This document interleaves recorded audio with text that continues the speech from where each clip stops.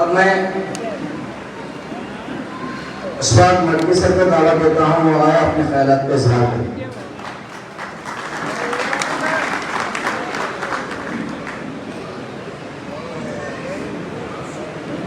آہستہ بیٹھے ہوئے مہمان خصوصی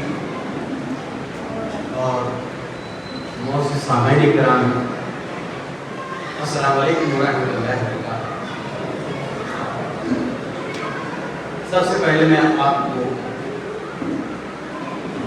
یوم جمہوریت، یوم آزادی کے موقع پر مبارکباد پیش کرنا چاہتا ہوں۔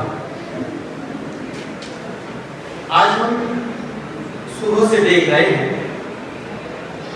کہ ہر طرف دیش بھر میں بھارت اور جے ہند کے نام کی گونج، معصوم بچے جن میں ہر مذہب و ملت کے بچے شامل ہیں،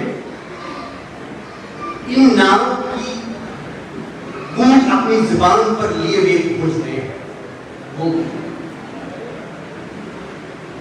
صحیح معنوں میں دیکھا جائے آزادی اور جمہوریت کے مفہوم و مطلب سے یہی، حالانکہ جانتے نہیں ہیں لیکن یہی بچے لطف اندوز ہوتے ہیں۔ دیکھا جائے تو اس نعرے کی چاشنی و مٹھاس انہی بچوں کے زبان پر موجود ہے، کیونکہ یہ نہیں جانتے مذہب و ملت کے فرق، یہ نہیں جانتے ہندو اور مسلمان کے فرق، یہ آشنا نہیں ہے اہل مناسب سے۔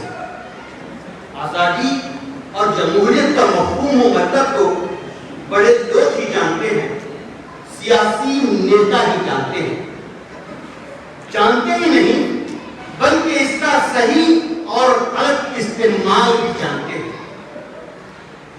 آج کے سیاسی نیتا جنہیں اقوام کی بھلائی سے زیادہ اپنا اقتدار پسند ہے، جنہیں اقوام کی بھلائی سے زیادہ اپنی کرسیاں پیاری ہیں، اور اس اقتدار کے لیے، اس کرسی کے لیے وہ ہندو کو مسلمان سے لڑاتے ہیں، بھائی کو بھائی سے لڑاتے ہیں۔ آج ہمیں سمجھنے کی ضرورت ہے، آج جو ماحول، نفرت والا ماحول دیش میں پھیل رہا ہے، اسی خود غرضی کی وجہ سے پھیل رہا ہے۔ اس نفرت کے ماحول کی وجہ سے نہ دیش ترقی کر سکتا ہے، نہ کوئی ہندو ترقی کر سکتا ہے، نہ کوئی مسلمان ترقی کر سکتا ہے۔ اگر یہ نفرت ماحول دیش میں پنپے گا تو یقینی طور پر دیش بربادی کے دہانے پر جائے گا۔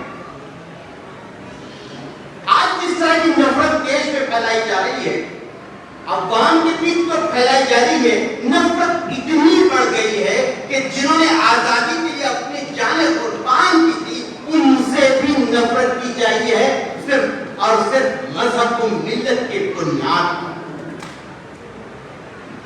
کیا انہوں نے آزادی اس لیے قائم کی تھی؟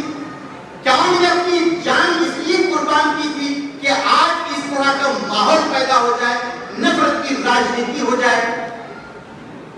اگر آج ہندو اور مسلمان جنہوں نے اپنی جانیں اس دیش کے لیے قربان کی ہیں، اگر آج وہ ہوتے تو خون کے آنسو ہوتے۔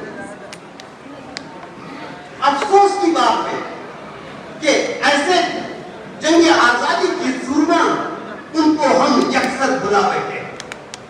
ایک سلطان جو اس دیش کی آزادی کے ہونے والے پہلے شہید ہیں، آج انہیں بھی نفرت کی نگاہ سے دیکھا جا رہا ہے، صرف اور صرف سیاسی مفاد کے لیے، صرف اور صرف اپنے اقتدار کے لیے۔ 1970 میں RSS کا ایک میگزین نکلا کرتا تھا بھارت بھارتی کے نام سے۔ اس میگزین میں لکھا گیا ہے کہ ٹیپو سلطان ایک دیش پریمی اور بہادر انسان تھے۔ آج کیوں ٹیپو سلطان کو غدار کہا جا رہا ہے؟ آج کیوں ٹیپو سلطان کے ساتھ نفرت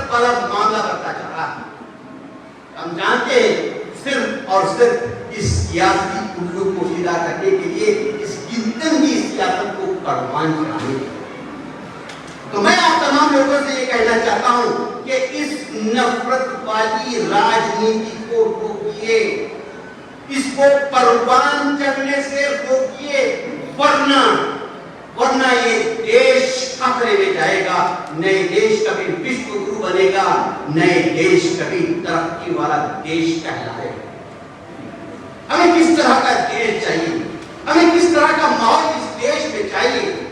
لتا حیا ایک شاعرہ ہے، وہ کہتی ہیں اے کاش میرے ملک میں وہ فضا ہو جائے، اے کاش میرے ملک میں وہ فضا ہو جائے، مندر جلے تو رنج مسلمان کو پامال ہونے نہ پائے، نہ مندر کی آبرو یہ فکر مسجد کی آبرو یہ فکر مندروں کے نگہبان کو۔ اس طرح کا دیش میں آپ تمام لوگوں سے یہ کہنا چاہتا ہوں کہ دیش کی آزادی کے لیے لڑنے والے چلے گئے، شہید ہو کر چلے گئے، آج بھی آپ کے لیے کچھ کرنے کا موقع ہے۔